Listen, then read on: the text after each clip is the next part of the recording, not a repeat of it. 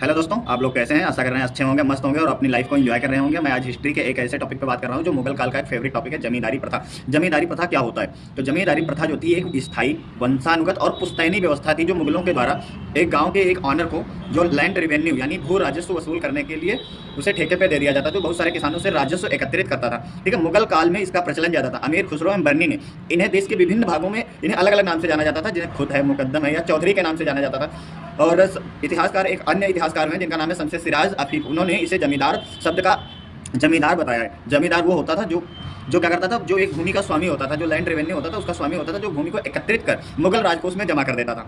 ठीक है, और मुगल जो जमींदारी व्यवस्था थी ये जागीरदारी प्रथा से अलग थी। ये इस अर्थ में अलग थी कि जागीरें जो होती थी वो वेतन के बदले में दी जाती थी जो मनसबदार होते थे।